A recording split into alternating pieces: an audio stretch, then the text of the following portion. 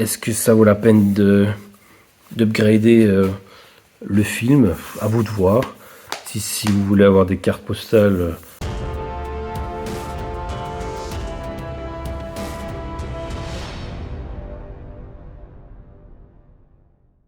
Bonjour à tous, bonjour à toutes, bienvenue dans cette nouvelle vidéo où je vais vous parler de l'édition VHS Box ESC concernant le film Universal Soldier avec Jean-Claude Van Damme et Dolph Lundgren.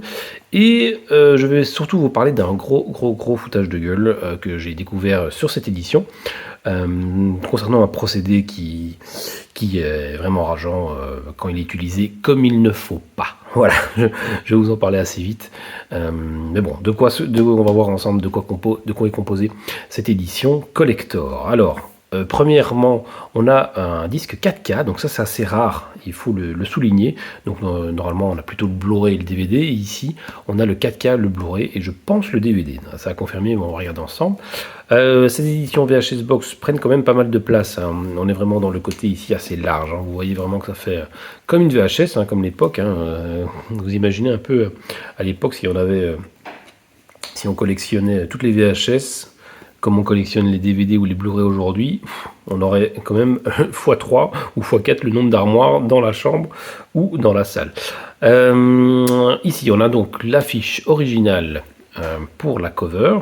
Donc on a bien les petites indications, film de Roland Emmerich, le titre, les interprètes, édition collector, la tranche Universal Soldier, Luc Devrault alias Jean-Claude Van Damme.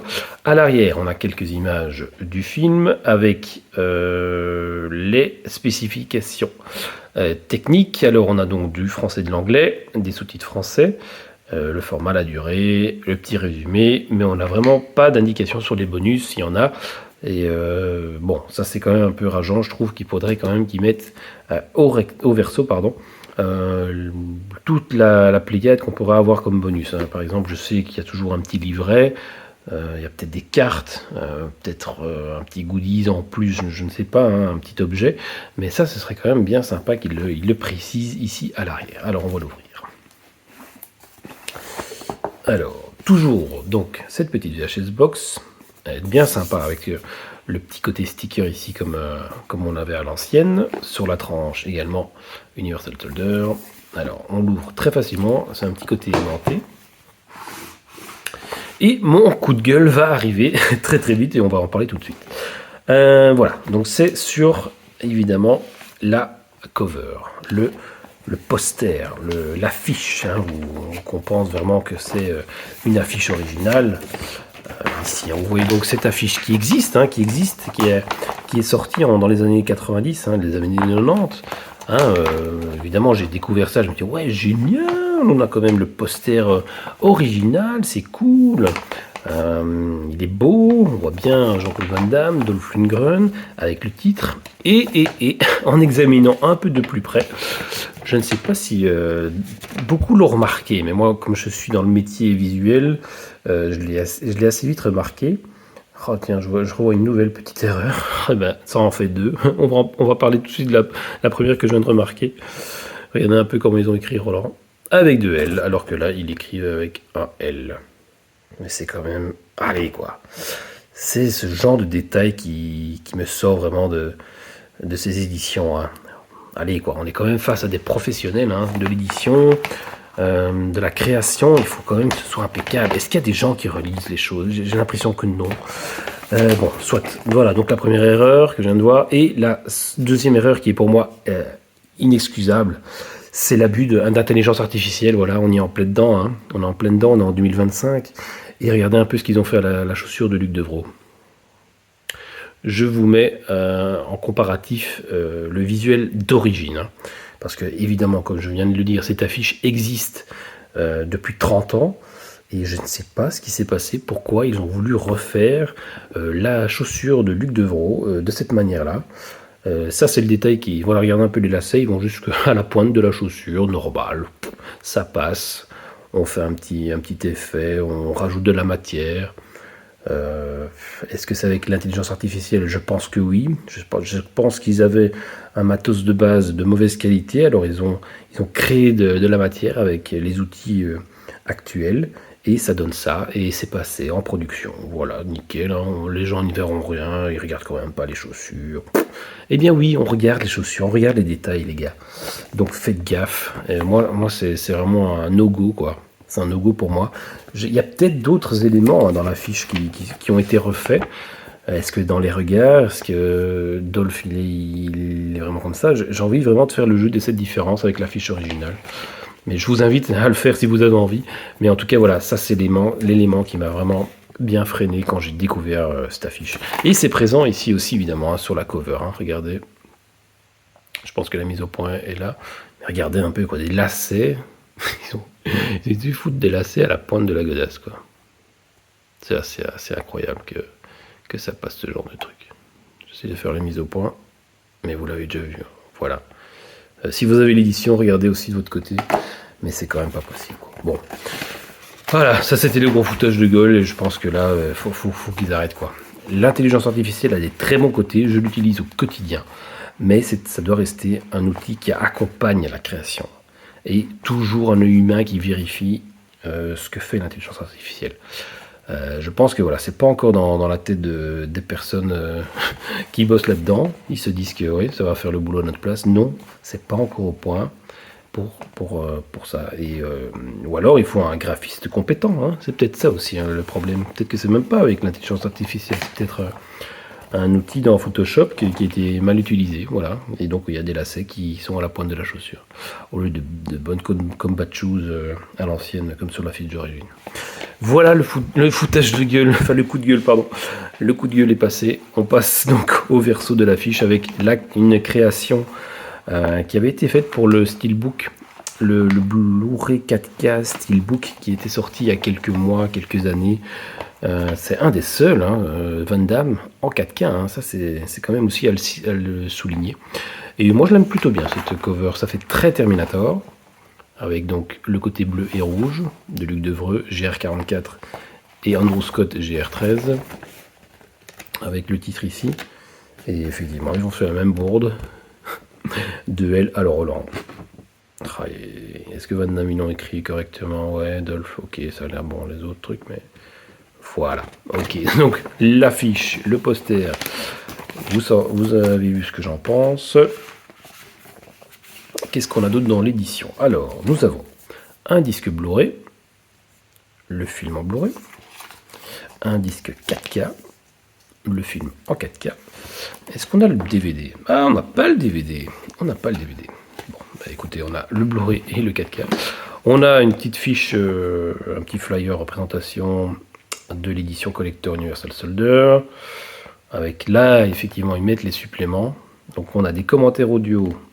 Flingue, gêne et machine à tuer, je crois que c'est un genre de... Ah non, ça c'est à côté, c'est le making of, c'est les coulisses du tournage, donc ça il y avait déjà dans... J'avais déjà vu ça, à l'époque de la VHS, il y a un making of du film. Le choc des deux titans, fin inédite, c'est bande-annonce. Ouais, effectivement, il y a une autre fin hein, qui existe, je ne sais plus si je l'ai vu, si c'est toujours en lien avec ses parents. Il faudrait que je revoie. Et Over the Top, voilà une autre édition VHS Box qui a été faite dans le passé. Donc un peu de pub, ça fait pas de mal. Un petit écusson Sniper. Alors, je n'ai pas de souvenir. Je ne sais pas si ce logo, ce visuel est dans le film. Est-ce que vous pouvez le confirmer ou pas? Ça ne me parle pas du tout. Est-ce qu'Andrew Scott a ça? Sniper. Aucune idée. Bah bon, en tout cas, c'est un beau petit goodie si c'est le cas. J'aime bien ce genre de petit goodies, même si je ne vais jamais l'utiliser. C'est un petit truc sympa à avoir. Ça change un peu des autres choses. On a évidemment le set classique de carte postale. Enfin, en tout cas, c'est un format carte postale. Avec les images du film. Au début du film. Avec le fameux collier d'oreille. La belle journaliste. Luc Devreux. Petite scène où ils se font arrêter. Ça c'est quasi le climax du film. Hein. Retournement de situation. Excellent Andrew Scott. Ouais, ça c'est toute l'équipe des soldats universels. À noter Kamel Krifa, hein, qui est un grand ami de Van Damme et qui joue dans pas mal de ses films. Ralph Muller, un ami de Schwarzenegger qui joue le méchant dans Best of the Best 2, qui joue Bracus.